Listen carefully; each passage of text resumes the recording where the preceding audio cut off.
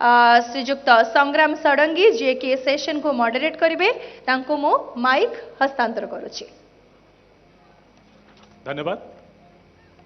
नमस्कार समस्त को। दुर्गाशीष बाबू किछ समय पूर्व कहते जे चाष कम जार केते सुख ताहार सही सिना दुनिया को जोगाउछि आहार। एक कथा आमे पढ़ी पढ़ी शुणी शुणी बड़ होइछे। ए मंच उपर जो माने अछंती मंच तले जो माने अछंती केवल सेतिक नुहे आज सकाळू ओडिशार 4.5 कोटी लोक भारतर 145 कोटी लोक भारतर बाहर थिबा विश्व रे समुदाय 820 कोटी लोक आज आमे जहाँ खाऊछे जहाँ पिंधुछे प्रतिदिन आमर खाद्य आवश्यकता सबकिछि पूरण करुथिबा प्रथमे से गोष्ठी प्रति से जाति प्रति चाषी मान प्रति मोर नमस्कार। नमस्ते से जाति आम समस्त कथार अच्छी रोटी कपड़ा मकान खाद्य वस्त्र आउ बासगृह ये सब आमर मौलिक आवश्यकता। तो ये जिनिस सबकि पूरण हुए चाषी मान माध्यम प्रत्यक्ष परोक्ष भाव में हुए। तो आज आम एआई कथा कहूचे आज आम मोबाइल कथा कहूचे आज आम कंप्यूटर बाइक कथा कहूचे किंतु दुईटी जिनस थाए गोटे मस्ट टू हाव गोटे good to have. Must to have रे आसुची आम रोटी कपड़ा मकान आ गुड टू हाव रे आसुची आप जहाँ बाकी रहा अन्य जिनस गुड़िक। तो ये सेशन को आगक नवा पूर्वर गोटे चमत्कार गेस्ट पैनल ये अच्छा आम जी समय अच्छी ता भर मानस मंथन करवा आलोचना करवा 2047 पर्यंत जितेबाला भारत तार स्वाधीनतार 100 वर्ष पूर्ति करुव ओडिशार कृषि क्षेत्र विकास कौटी हो वर्तमान समय आम आखिरे केते आखिए स्वप्न नहींचे एवं आगक बढ़ापी कौन प्रयास करुचे। अतिथि मान परिचय हो सारी यही कार्यक्रम को जो मैंने सफलतार सहित आयोजन करने आमको सहयोग कर संपर्क में कही रखी जे टाइटल स्पॉन्सर्ड अच्छा department of agriculture and farmers empowerment government of Odisha. Special partner अच्छा ऑयल इंडिया लिमिटेड।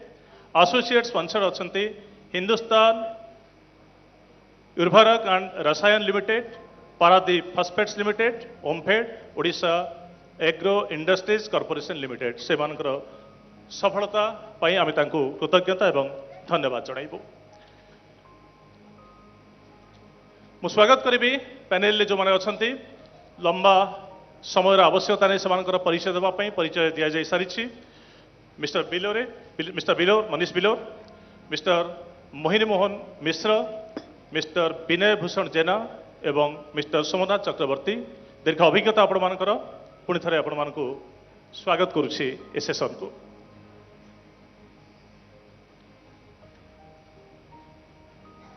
मिस्टर बिलोर जी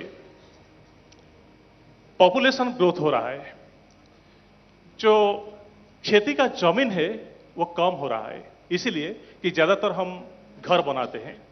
तो एक तरफ से पॉपुलेशन ग्रोथ हो रहा है जो रिक्वायरमेंट ऑफ फूड्स वो बढ़ता जा रहा है और दूसरी तरफ से जो एग्रीकल्चर कल्टीवेशन का लैंड वो कम हो रहा है।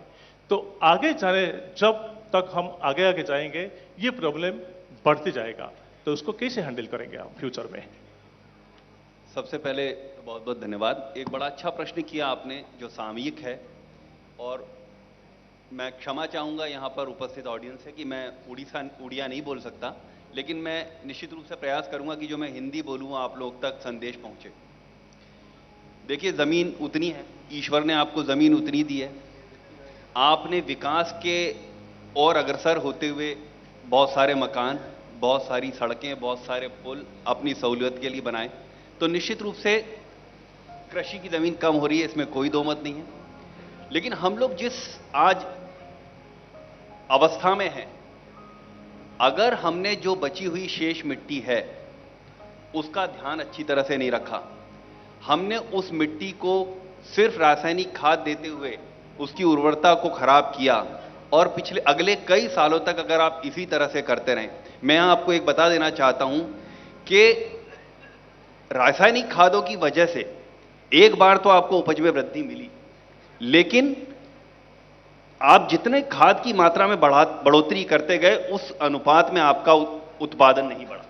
अभी जिसको वैज्ञानिक भाषा में फर्टिलाइजर रिस्पांस रेशियो बोलते हैं कि आपने 1 किलो खाद डाली तो 5 किलो अगर पहले उत्पादन होता था, आज 4 किलो खाद डालने पर भी 6 किलो उत्पादन नहीं होता है। तो बड़ा सामयिक प्रश्न है ये। मैं जो बताना चाहूंगा, जिसमें 2-3 चीजें, यहां पर बहुत सारे कृषक बंधु हैं, वैज्ञानिक गण भी हैं, हम कृषि विश्वविद्यालय के ऑडिटोरियम में ये बात कर रहे हैं। मेरा ये मानना है कि जमीन की गुणवत्ता, ऑर्गेनिक कार्बन एक ऐसी घटक है, जमीन के अंदर ऑर्गेनिक कार्बन ऐसा घटक है जिसके ऊपर बहुत सारे जीवाणु जो सहयोगी होते हैं हमारी कृषि के लिए, वो पलते हैं। फ्लोरा एंड फोना को विकसित करने के लिए, बायोलॉजिकल एक्टिविटीज को चलने के लिए जमीन के अंदर ऑर्गेनिक कार्बन का होना बहुत जरूरी है।